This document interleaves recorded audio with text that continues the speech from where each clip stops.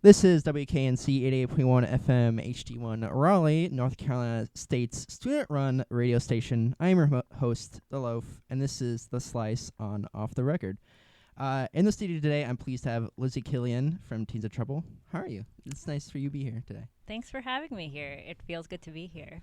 Are you, are you a fan of WKNC at all? Or just I am. Nice. I was actually, so I moved to Raleigh 3 years ago, just a few months before the pandemic started. And right away, like, WKNC was a staple when we moved. Yeah. My husband and I moved here from California, and, we were both lovers of music, and we're happy to see, every song or a lot of what we listen to or the kinds of music we like were being played on WKNC. So that's just now a preset. Nice.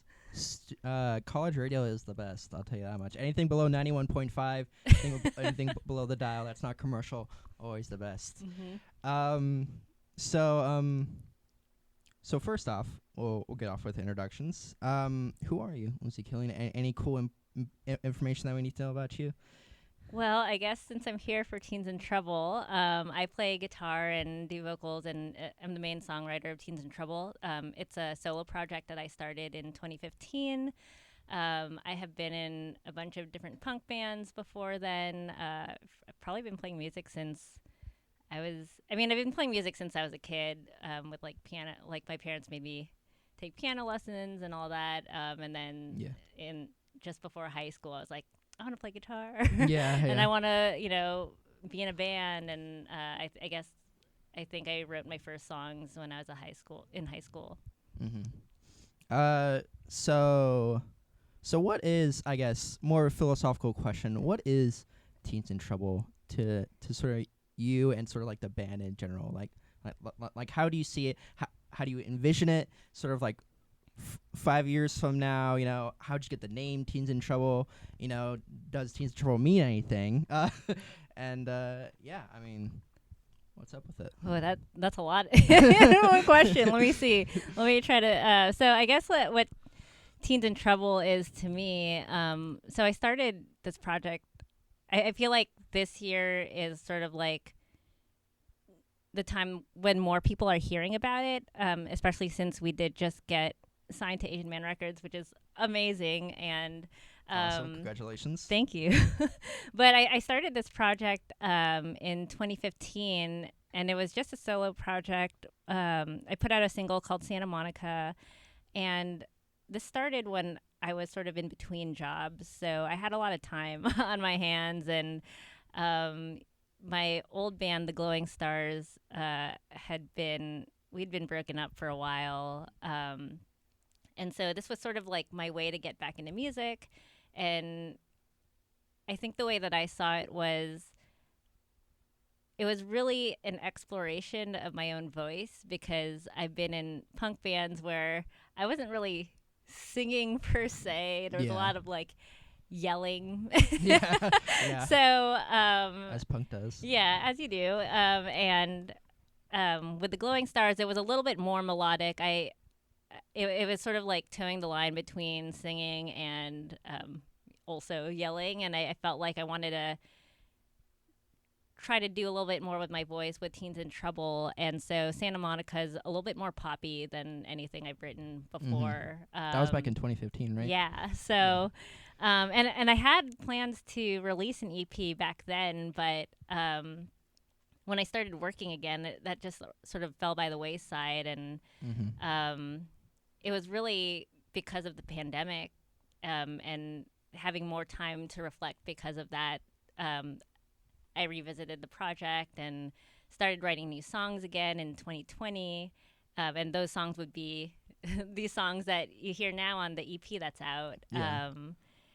And it's just been, I think Teens in Trouble will always be sort of just like an exploration / playground for like my style of songwriting and finding my voice. I feel like this is the most authentic project I've done to date, but it also feels like the beginning, because cool, I could do that and now I want to figure out more. So it's just a journey overall, I think, but it's been really exciting. That's awesome. So would you say that Teens in Trouble has been like just like always on your mind, as sort of on the back of your mind, like subconsciously, just sort of like something you've always wanted to do? Yeah, I think so. I think, I anytime I've been anytime that I'm not playing music, I get really sad. Yeah. So, so whether it is or isn't Teens in Trouble specifically, I just feel like I want to keep writing songs. And over the pandemic, I feel like I've been able to develop more of a practice. It used to be like, oh, I'll just write something when inspiration hits, and sometimes it never hits. And or you kind of have to make it a habit to just keep writing even if it sucks. And it's like nowadays I'm better about recording just like dumb ideas I have that eventually turn into songs. So I'm using my voice memos app a lot more, or it's like, oh, here's like an interesting melody or like a guitar part, and I'll just record that, because as much as I'd like to think that I'm good at remembering things, I'm totally not anymore. And so it's like there have been times where I thought I wrote a cool guitar part, and now I don't remember how to play it because I didn't record it. Yeah, that's that definitely does seem very sort of like organizational type skills. Would you say is definitely very valuable in your work? It's sort of just like, and I feel like especially now, because I feel like there's just so much information overload where you just have to figure out ways to compartmentalize all these things that we're taking in from like the internet, or just in social situations. And so for me, it's a lot of organization, a lot of Google calendars, and a lot of folders for sure. So speaking of, I guess, your music, obviously you're here for that, right? So how would you, I guess, define Teens in Trouble? I know on your website it says like refracts, quote, refracts the sounds of punk, garage, and dream pop through a prism of memory. Yeah. Is that, would you say that is a good description? Would you kind of, you have anything to add to it? Like, I guess if it's on my website, it should be. No, kidding. Well, no, I don't know. No, I know, I'm joking. But I feel like, there's a lot of influences I draw from, and I feel like they're all sort of like around that garage rock / sort of like indie pop. I feel like, especially with Santa Monica, it's a little bit more poppy. And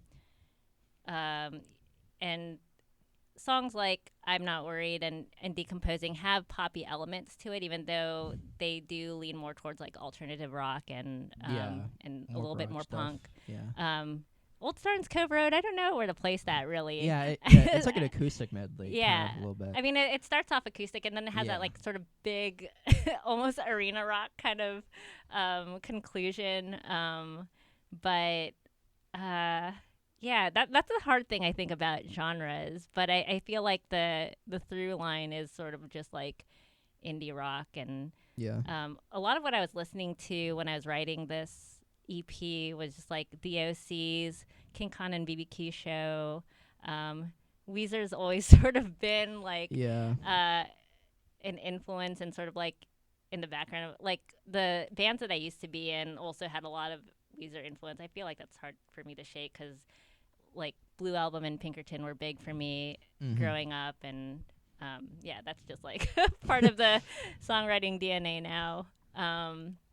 But yeah, I think all those elements are accurate, but sometimes some more than others depending on the song. It's so do you ever like I guess like this is going way off into the future. Like I know you literally just come up with a new EP, but do you like see your music like evolving into more of a specific sound, or is it very much just like this hodgepodge of like inspirations that they kind of see? Where do you see the future of Teens in Trouble, I guess? I don't know. I feel like right now it's sort of both. It's like it seems like I'm getting more into the direction of the sound that I like, but also since it is still an exploration, I feel like I can't really discount like certain genres or anything like that if I'm like, this sounds cool or feels right for me at the time, you know. Definitely. But yeah, I guess I will say I'm working on a full length now. Oh, nice. And a lot of the songs, I don't know, I guess I'm trying to see, experiment with guitar sounds a little bit. Like what I really liked about I'm Not Worried is just sort of that sort of like almost Dinosaur Jr.-esque guitar line, and I really like that tone, and like a lot of the stuff I've been listening to has sort of like that I don't know how to describe it. It's just it's like very fuzzy. Yeah, exactly. Yeah. But it wasn't until this project that I really started playing around with guitar pedals. Yeah. In part because the projects I was in before was just like straight punk, where it's like you don't really need to mess around too much with tones. Maybe just put like in a rap pedal or something like that. Yeah. And then now that I have more space, I guess, to play with this stuff, it's been it's been interesting and expensive at the same time. Where I'm like, okay, cool. I just bought like a pedal board, which seems like a curse in a way, because now I'm like, okay, what else should I put on it? Yeah. It's like something to fill up, because I play guitar too, and like I bought a pedal board like last summer, and it's like literally you see like the empty thing, and you have like 3 or 4 pedals, and you're like, man, I gotta fill this all up with like a bunch of stuff. Yeah, I went from like having one pedal 2 years ago to now I think I have like 6. So do you remember what pedals those are? Yeah, so my main one is like this Boss Overdrive pedal, the yellow one. Yeah. And then of course I have to have a tuner pedal. Those were sort of like my 2 for a long time, and then I recently added a fuzz pedal. There's a guy in Raleigh who's awesome that I met named Mike Deloach, I think is his last name. But he builds pedals, and he built me a Fuzzwar clone, so the same one that John O'Dwyer uses in the OCs. It's like, I want to sound like that. How do I do that? So it's super fuzzy. I could barely turn it up, and it's like already like really fuzzy, and it's awesome. And he also just recently built me a boost pedal, but I don't really use that much yet. I think that's something I'll explore more in the full length. Yeah. And then I do have a delay pedal that I want to incorporate more into my sound too. That's just not currently being used, and I don't really think I used that in the EP. So it's definitely sort of like this EP is just the beginning for like you using all those pedals and also effects and like drawing in all these inspirations. Yeah, I mean, with this EP, it wasn't just me. I worked on that with my friend Randy, who is also in the Moore Family Band on Asian Man Records, and Dan Andreano and the Bygones, right? And he's like in so many different projects. He's like touring right now with Spirit World, which is like this metal band. Yeah. And then Mike Hugener from Shinobu, and also the guitarist for Jeff Rosenstock. A lot of that on I'm Not Worried was his guitar for the lead lines. And also he did the lead line in I Wonder What You're Doing Now, which is the 3rd track on the EP. Awesome. So I guess speaking more into like your creative process, what's that like? What, does melody come first, lyrics come first? Is there like emotions that you always try to capture with your songs? Is it like very much an array of them? Like, is there like subject matter that you like to have, or like what's the deal with it?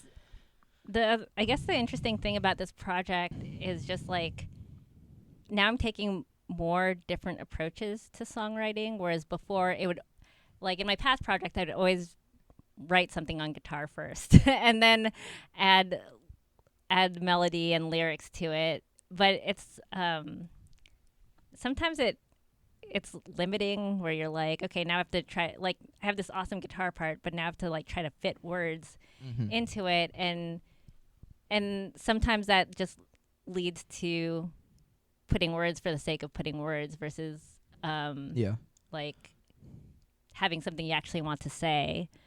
So I think that's where sort of like now my songwriting process is like multiple things where you know, so if I do have an interesting guitar part, I will start with that. But for now, I just like kind of keep a library of ideas, whether it's guitar first or lyrics or a vocal melody. So,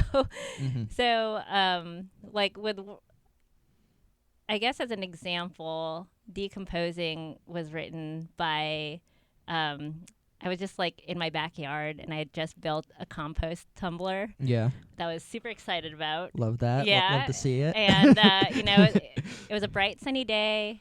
And I was throwing all these like dead leaves in the compost tumbler, and something about it just felt really cathartic. I just started humming like, and then like, then I started like, while I was like, you know, putting leaves in, and that sort of formed into words like, we are dirt, we are clean, we are slowly decomposing. And and then I was like, that's awesome. And then so that just became like a vocal line that I had in my phone for a while. And then I started to build more lyrics around that and the guitar part. And then I think like I had most of the song done like within a few days, except for the bridge, which is like my favorite part of the song. Yeah. And the bridge, so I just like sat on the song for a while, and then like the bridge sort of came to me randomly.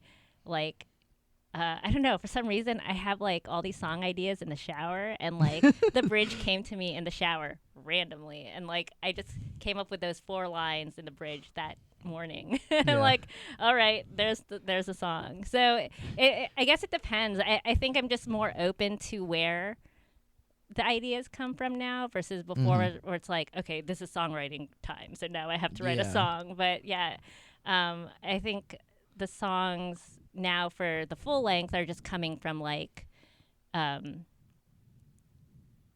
just different times in my life where I'm just like, okay, this is something that means something to me now. Or like, there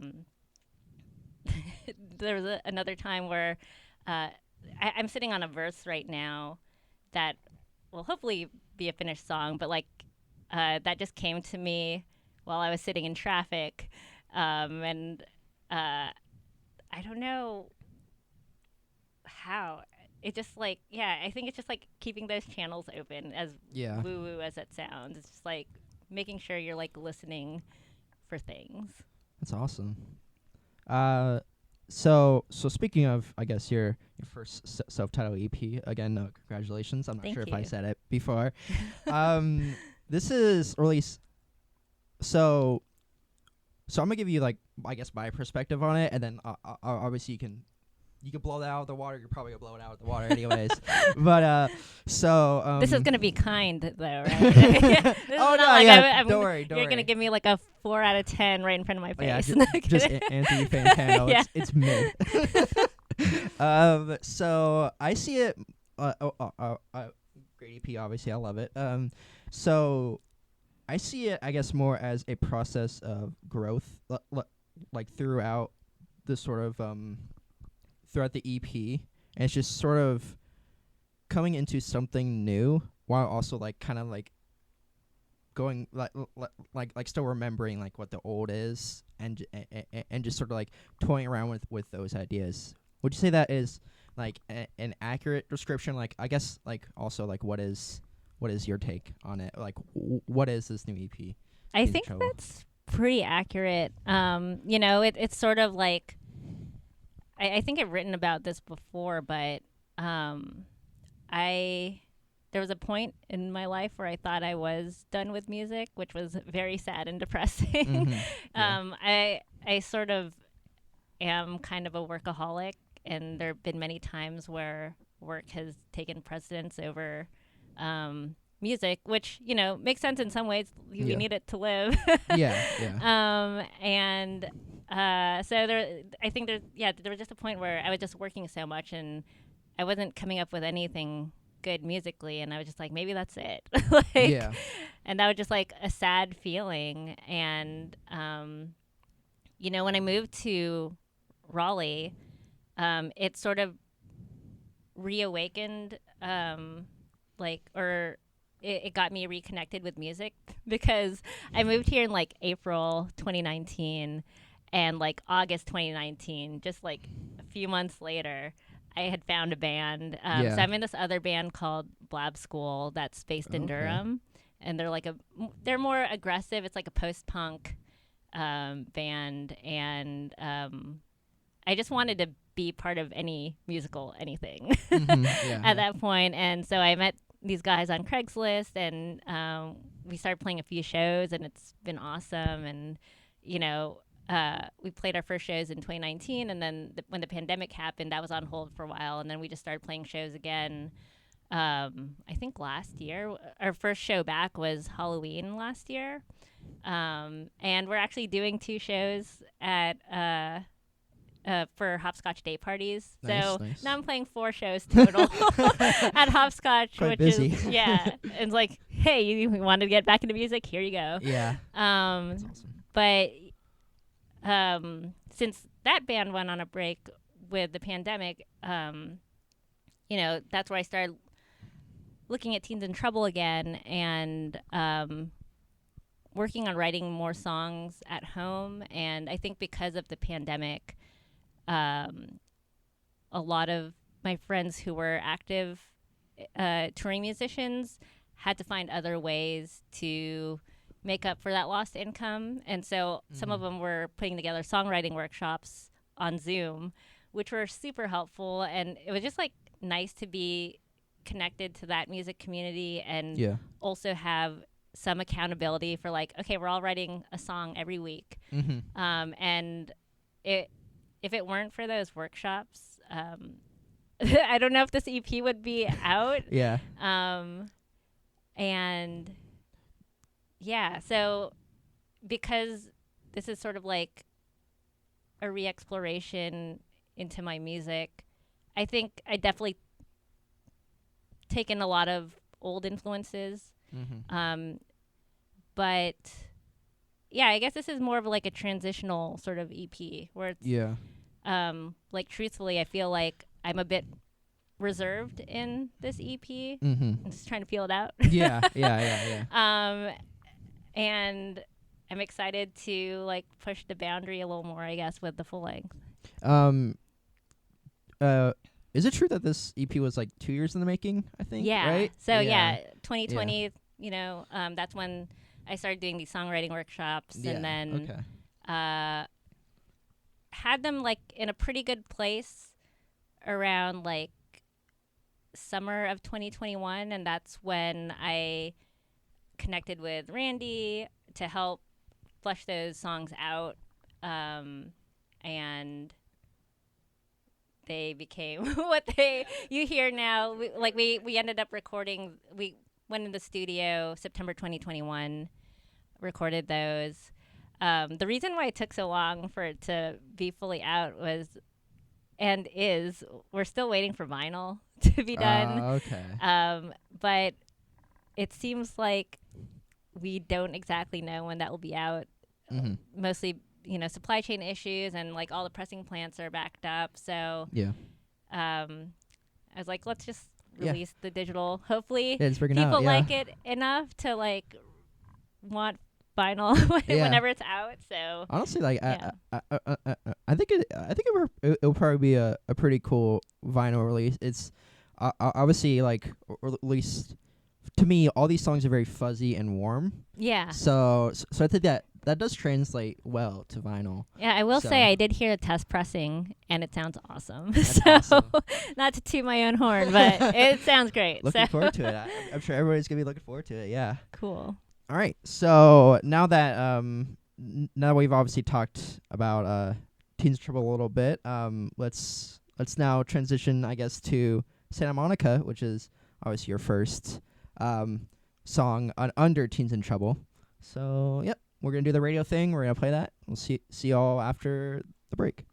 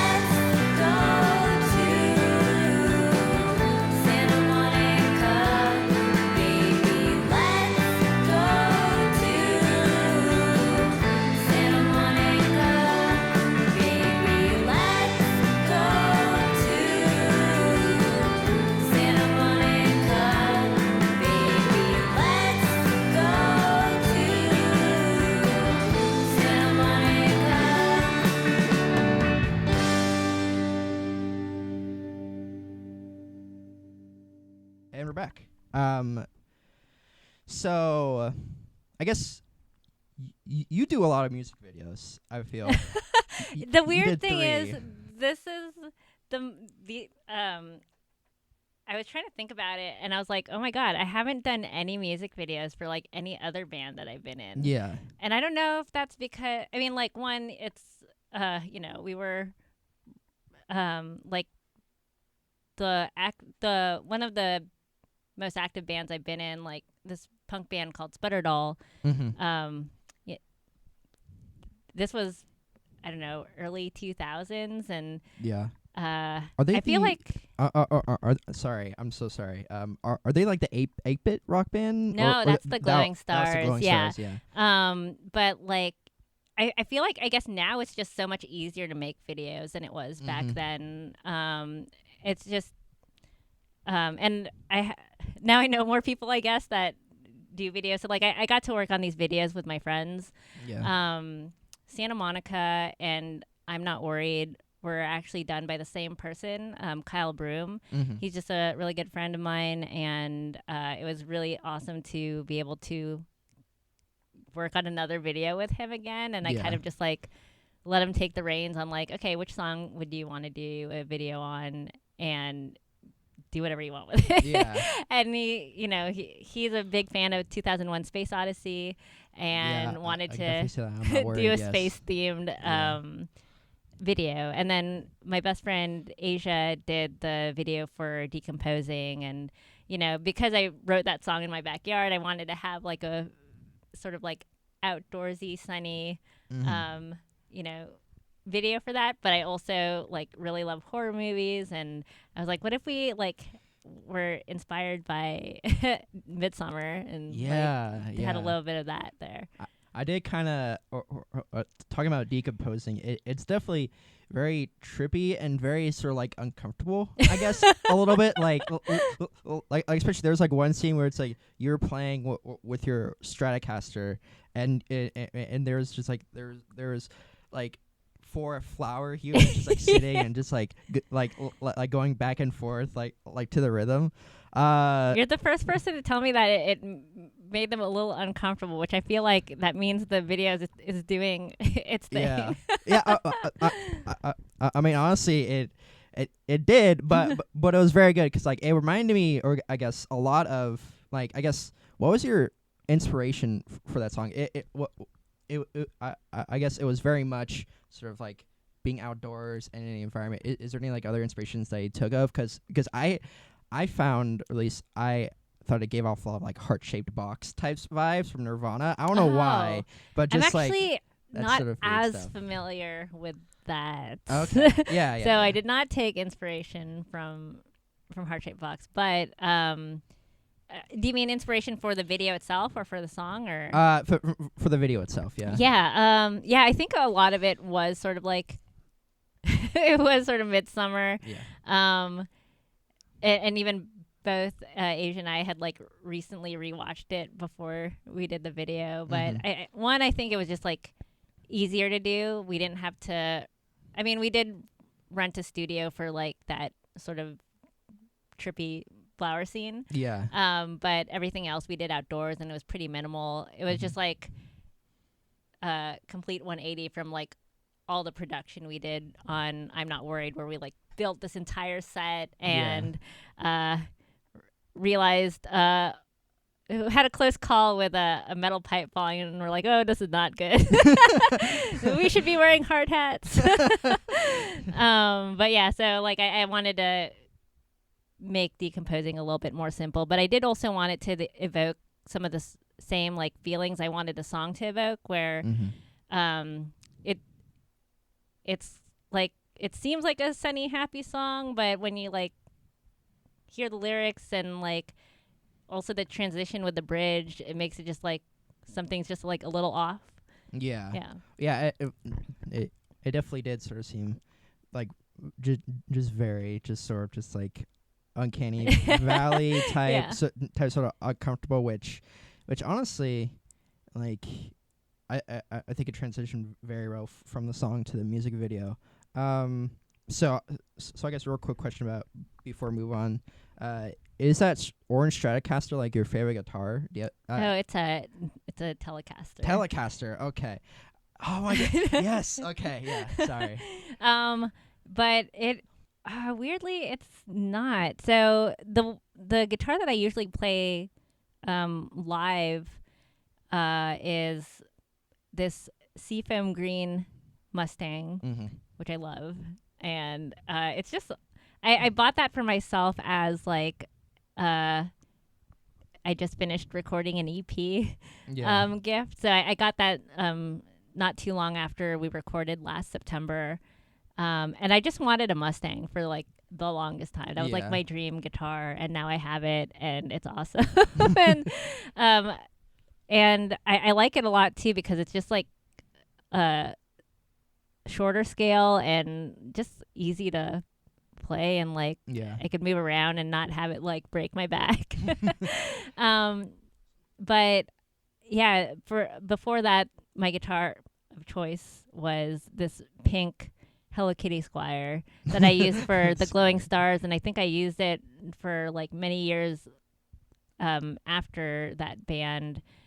But it was just like, you know, a pretty cheap guitar. It's a Squire, but I replaced the pickup with like the Seymour Duncan Invader pickup, and it's just like super beefy and awesome. Really good for punk rock. But I thought it was time to like hang that on the shelf. Move on to bigger and greater things. Yeah. So I'm Not Worried About You. Very cool space theme. It's great.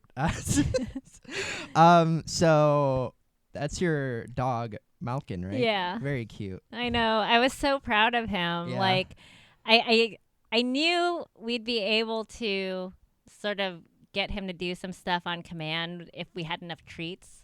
but he sort of like went above and beyond. Yeah. And yeah, he was just like really great on set and just like super calm. And it was like Kyle on set, my husband, myself, and a couple of our friends who were helping with like makeup and just production. And he was just like a good boy the whole time, even with like all the stimulation around him.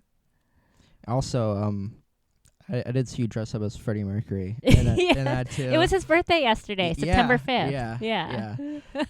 That's very cool. There's that line in the song, "Nothing really matters according to Mercury," and it is like a reference to Freddie. And I just felt like I wanted to dress up as like I went out of my way to dress up as him for like this 1 second. In the song. Yeah. I was showing Adrian, another DJ here, like your 1 second just like flying through the screen, just like keyed out, and it's like as Freddie Mercury. I was like, this is awesome. I had to get like a white tank top, some fake mustaches, just for that one scene, and like the armband, which I feel like at least now I have a Halloween costume this year. Yeah.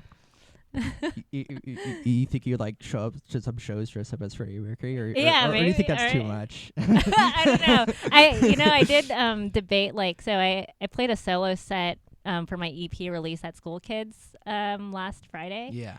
And I wanted to wear a jumpsuit, and I thought about wearing the one that I wore in the music video, this like white jumpsuit with like a Teens in Trouble patch on it. But I was like, is it uncool to like wear something that has your own like band name on it? So I like decided to wear like a purple jumpsuit. But I was like, I don't know, maybe I'll do it for hopscotch or something. Yeah, that'd be awesome to see.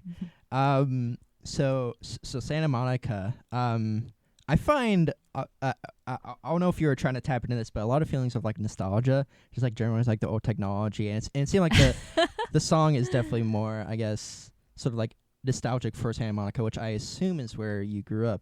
No, actually, well, you're mostly on the right track, except for I did live in Santa Monica, but I lived there for a year. Yeah. And I wrote that song after I lived there. So I grew up in San Francisco. Oh, okay. And have been there for like most of my life. And then in, 2012, I moved to Santa Monica, and that's because my husband got a job there. And I don't know, I was there for such a short time. I was like there for less than a year, maybe. Yeah. And it was kind of hard for me to adjust, I feel like, especially for how short I was, or how little time I was there. Like, it took me a while to really find my footing, and like, I had some friends there, but like everyone was sort of all spread out, and it was hard to see people. And LA traffic is awful. Like, it will continue to be awful, and it will never. Yeah, it's just, that's just what it is. My so family's like from California, so like I know. So I was just like having a hard time there. Yeah. But then when we moved back to the Bay Area after, and there was something about it that I missed a lot. I don't really know what exactly. Yeah. I guess enough to like make me write the song. And I was listening to a lot of like sort of like beachy stuff back then. Yeah. And so that was just I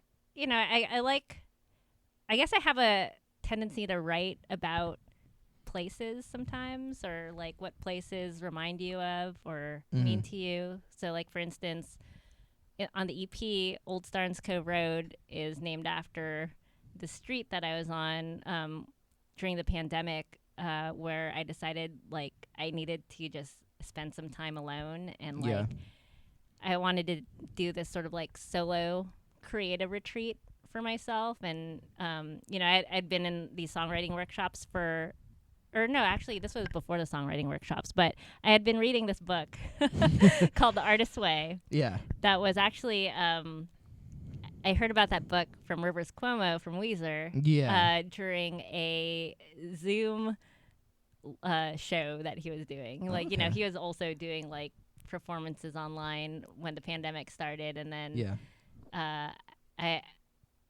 I watched one of them, and you know, one of the fans asked him like what books he was reading, and he talked about The Artist's Way, and I was like, oh, that's interesting, so I'm gonna check it out. And it's just a book. It's kind of like this weird like self-help book in a way. I don't know if you heard self-help. where it's like 12 weeks to like unblock unblock yourself and like get back into, you know, the creative process. And so I've been reading that from like April 2020 until like September 2020. I was like, I'm gonna go on this solo retreat and like try to write stuff. And if I don't write any songs, I won't be too hard on myself. It was just like a time to just be alone with my thoughts, I guess. You know, we'd been cooped up in the house for so long together at the start of the pandemic. That's like, okay, I need to just like, and I'm pretty introverted like by nature, so it's like I need time to reset after a lot of interaction with people. So Old Starnes Cove Road, it's annoying to say, but it's a street in Asheville, and that's where I stayed. And you know, the song, like the chorus is, I just need to be alone. Like that's the whole thing. But yeah, that's just another one of those, like, here's a place during a time in my life that meant something for that time. And, you know, a lot of these songs for me are just like sort of bookmarks of like experiences. And yeah, so that's an ode to Santa Monica. I was gonna say, like, in like 5 or 3 years, once you're really big, Teens in Trouble is really big, everybody's gonna go to Old Stearns Cove Road and just feel like this is where it all started. Oh my god, it's so funny. It's all yeah, it was at an Airbnb, and actually like the Airbnb host knows that I wrote a song about them, and I don't know what they'll do with that information later, but they said it was very exciting. They were very honored to be put on their Airbnb page or something like that.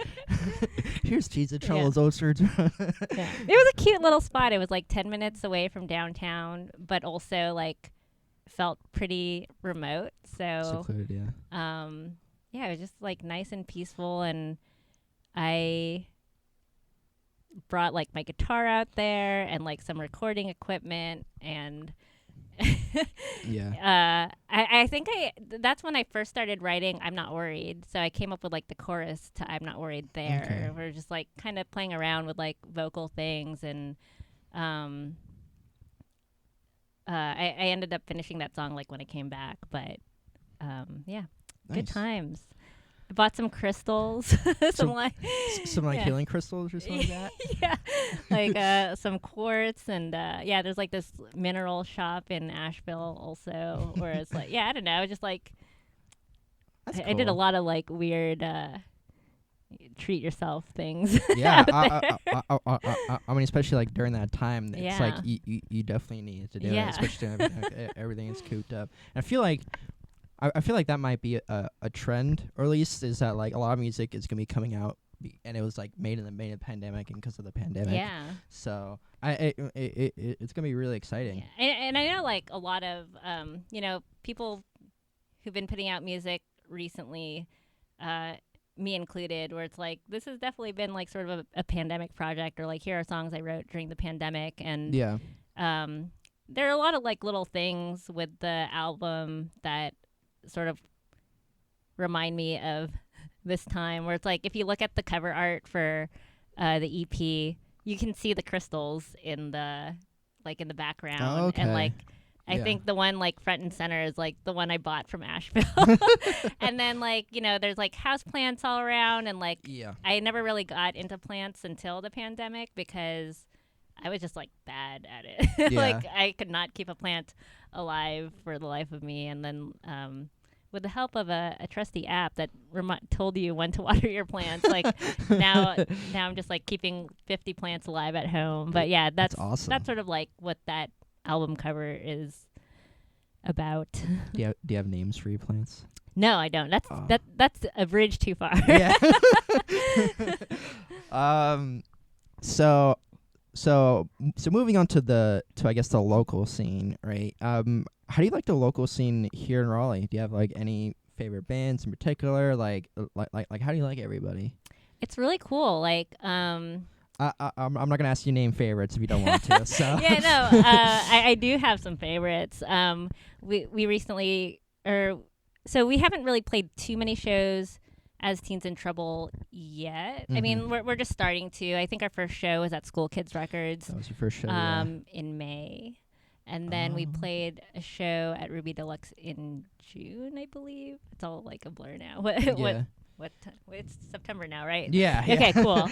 I think so. But like Charlie Passo's a really awesome band that I like, that we got to play with them at Ruby Deluxe in June. And I first heard of them at Hopscotch 2021. I think they were doing like a day party at Ruby Deluxe, and I just sort of like caught them randomly. They were playing outside, and we just walked by, and I was like, that band sounds really cool. Yeah. And I also, I mean, like coming from, I'm Filipino, and like it's always cool to see other POCs in rock, and like definitely. I know Nina in that band is also Filipino, which was awesome. Yeah.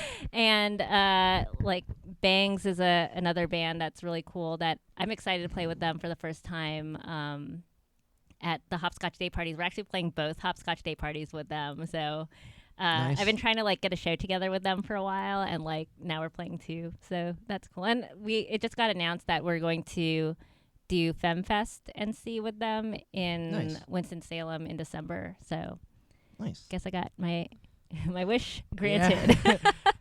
Yeah. Tiger Beach is awesome too. I know you had them here recently, but I know Ricky, and like his music's great. Maybe we'll play a show together sometime. But the scene here has been really cool, and like coming from California, where I did play a lot of shows there, but I've also seen the scene sort of like change over time, especially with just gentrification, and we see it happening here in Raleigh too. But like there were less and less places to play over there just because real estate's so expensive. And I know people here say that there are less venues than there were before. I don't know what it was like before. But it's been, I just think the community has been really great, and like we haven't gotten to play with a ton of bands yet since we're getting started, but I've been able to connect with them on like Instagram, and like we're trying to plan shows together, and everyone's just been like really nice. That's really awesome to like see sort of like a community of like just all local bands, or like in Raleigh, I guess, like always forming and like always growing. It's definitely one of my favorite parts of just sort of the scene, sort of local scenes in general. It's like everybody just like coming together, like, hey, you want to do a show and all type of stuff. It definitely seems like it is that vibe. All right, so next off, well, at least I'm gonna do some quick fire questions for you, just to sort of before we end here. Are you a huge Weezer fan? Is that right? Am I hearing that right? Yeah. Is Pinkerton your favorite album? Pinkerton is my favorite album. It is mine too. So. Nice. Yeah. High five. Cool. Yeah, that album was, so I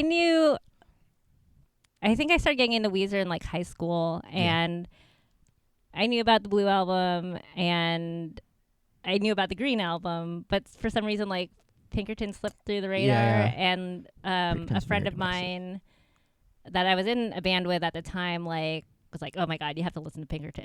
And like let me borrow his CD, and I don't know if it was like hormones or whatever, like being a young teen, but I was like listening to it, I was like, oh my God, I've never heard anything like this before. It was just like the rawness of it, and how personal it was. It's definitely very different than obviously what Cuomo was doing. Yeah. Like, at least you go from the Blue Album to Pinkerton, and just like it's a very different You're vibe. like, what? Yeah, it's a very different vibe. And I know like there's always like those debates on like, oh, is Blue Album better or Pinkerton better? And I feel like, you know, I think a lot of the people who are like really into Blue Album, don't like Pinkerton because it's not like the Blue Album. Mm-hmm. But I guess like by the time that I got into Weezer, like Blue Album was already like had come and gone, because when I first heard about him, that was when like Green Album was already out. Yeah. Or coming out.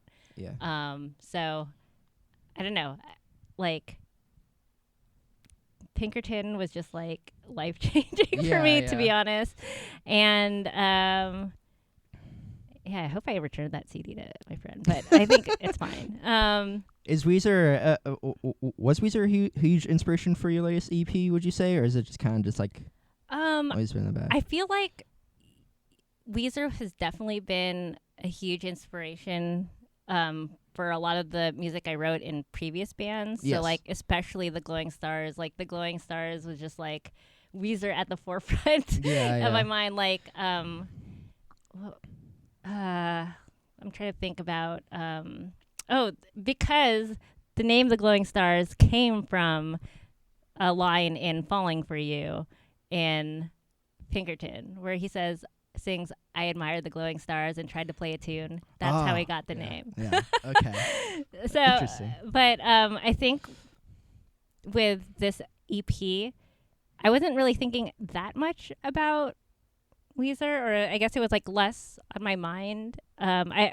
was definitely thinking more about like the OCs and King Khan and BBQ Show, because that's who I was listening to most around the time that I was writing it. But Weezer definitely did come up in conversations when I was talking to Randy about like how, like where I see the songs going, or like how I envision like the final product. So like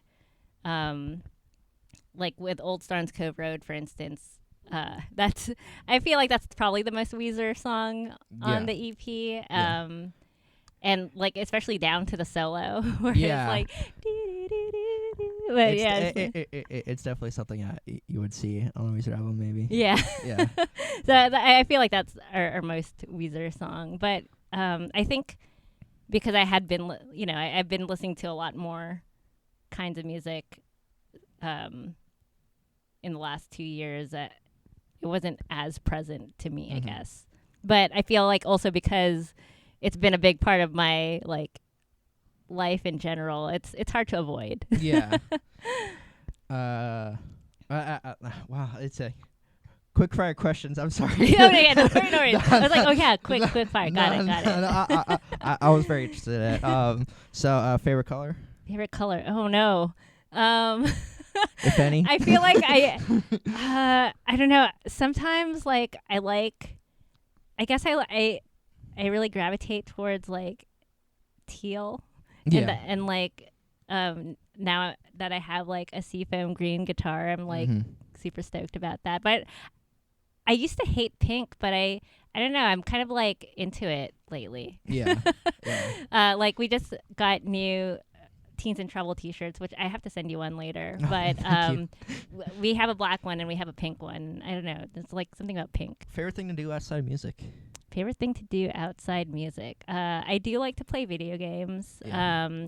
I have been around games for a very long time, and played a lot of games since I was a kid. But lately, I've been playing Phasmophobia with my friends. It's like a ghost hunting. Yeah, I have too. It's so fun. I love it. And then recently started getting back into Dead by Daylight. Love that game too. In Phasmophobia, I'm always the one, because I'm the poorest one, so I'm always the one to like go in there and like start the ghost hunt. Just like always, I think I have like sacrificial lamb over there. $40,000 in Phasmo. Oh my gosh, you're not doing anything. Yeah, I know. I have to buy everything. You're supplying all of your. So if you could instantly become a master of like any instrument, which one would it be? Oh, there's some crazy instruments. Dang. Yeah. Well, I mean, I I would really love to be better at guitar generally, but if I had to like pick an out there instrument, I do have a theremin and I want to learn how to use it. Oh my god, that's so cool! Yeah. It's like the wave one, right? Where it's like you wave your hands around. So, and that doesn't do any justice, but apparently it's like supposedly it's one of the hardest instruments to learn. Mm-hmm. So I'm like, oh, good job me getting a theremin and not knowing what to do with it.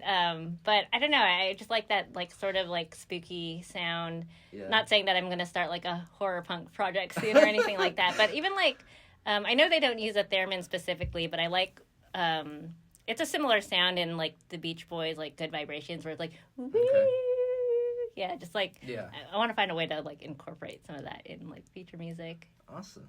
So, what's your favorite thing to do locally, like here at Raleigh? Any favorite spots you got, or just like anything generally? Obviously, you don't have to say specifically, but I guess like my favorite restaurant is Cortez. That's like a seafood place. Mm-hmm. Their stuff's really good, and they have really interesting cocktails. Yeah. They change that menu every now and then. I also like, what is that called? Oh, there's this place called the Standard Food and Beer, I think it's called. Okay. But it's just like another sort of like cocktails place near, it's like near on Person Street, or like near that Person Street area where there's like Oakwood Pizza and all that. Oh, Oakwood's good too. Yeah.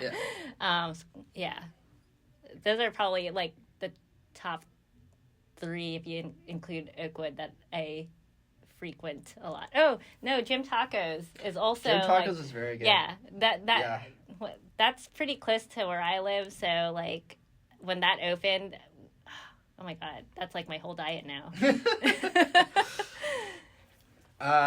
Okay. Well, before we end here, is there anything else you'd like to say before we go? You got any, like, obviously, where can we find your music, your social medias, you know? Oh, yeah. TeensinTrouble.net is where, like, everything lives. But you could also find us on Instagram, Teens in Trouble, Twitter, TikTok, which I have to figure out how to use. Do you know how to use TikTok? No, not at all. Okay, cool. Like, I'm still figuring it out. That doesn't know, which is very rare. Oh, I know. Like, I was counting on you for that info. And then, I guess Facebook. Do people still use Facebook? I don't know. I keep forgetting to, like, Facebook, update that. You know. But if you're on Facebook, you can find us there, too. All right. Oh, wait. So, one last question I just thought of.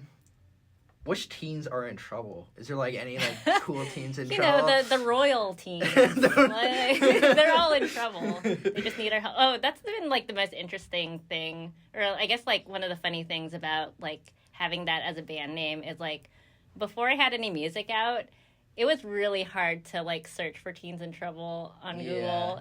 It was, like, all Dr. Phil or, like... Oh, my gosh, like, random news, like, local news about, like, the... like teens who are in trouble. Yeah.